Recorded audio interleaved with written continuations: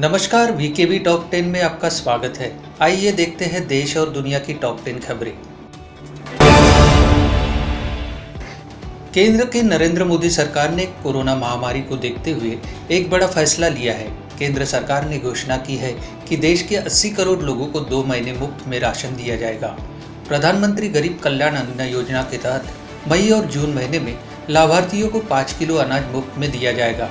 इस योजना के लिए भारत सरकार कुल 26,000 करोड़ रुपए खर्च करेगी। देश में कोरोना के बिगड़े हालात के बीच ऑक्सीजन और आवश्यक दवाओं की कमी को लेकर शुरू की गई सुनवाई सुप्रीम कोर्ट ने आज बिना कोई ठोस आदेश दिए 27 अप्रैल तक टाल दी। वहीं सुप्रीम कोर्ट किसी हाईकोर्ट की सुनवाई को रोकना चाहता है।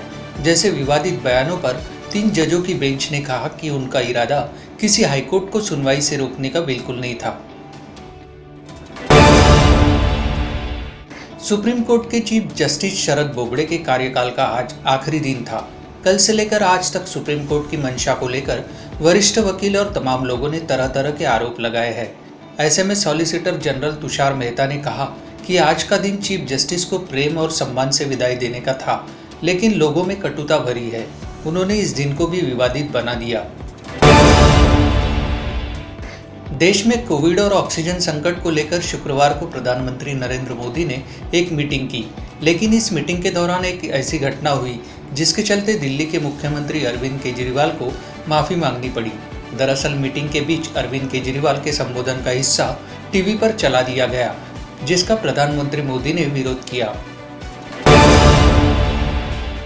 केजरीवाल और प्रधानमंत्री के बीच हुए संबोधन का हिस्सा टीवी पर टेलीकास्ट करने पर प्रधानमंत्री ने कहा कि ये हमारी परंपरा और प्रोटोकॉल के खिलाफ हो रहा है कि कोई मुख्यमंत्री हमारी मीटिंग का लाइव टेलीकास्ट कर रहा है। इस पर केजरीवाल ने कहा कि अगर उनकी तरफ से कोई गुस्ताखी हुई है तो वो इसके लिए माफी मांगते हैं। उन्होंने आगे निर्देशों का पालन करने की बात भी कही।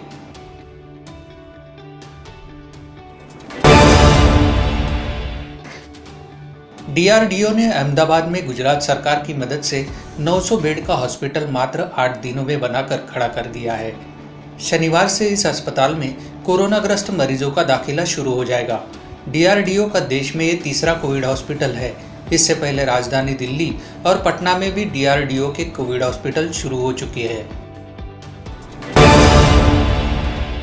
पश्चिम बंगाल में जारी विधानसभा चुनाव को लेकर भारतीय जनता पार्टी ने फ्री वैक्सीन देने का वादा किया है। पश्चिम बंगाल की मुख्यमंत्री ममता बनर्जी पहले ही पश्चिम बंगाल में फ्री वैक्सीन देने का ऐलान कर चुकी है। ममता बनर्जी ने 22 अप्रैल को ट्वीट कर बताया था कि 5 मई से 18 साल और उससे अधिक उम्र के लोगों को कोविड-19 का टीका मुफ्त में लगाया जाएगा।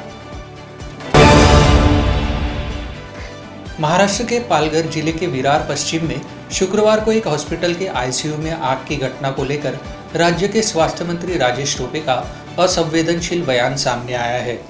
मीडिया से बात करते हुए उन्होंने कहा कि विरार में आग लगने की घटना नेशनल न्यूज नहीं है, लेकिन हम राज्य सरकार की तरफ से पूरी मदद करेंगे।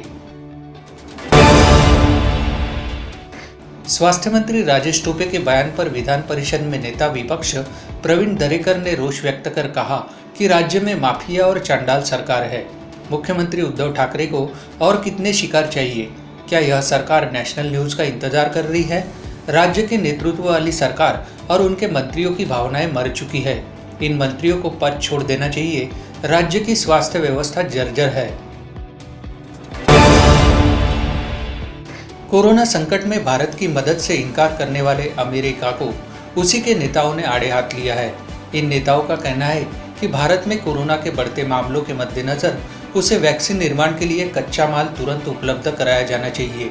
उन्होंने राष्ट्रपति जो बाइडेन से इस संबंध में जल्द से जल्द फैसला लेने की मांग भी की है।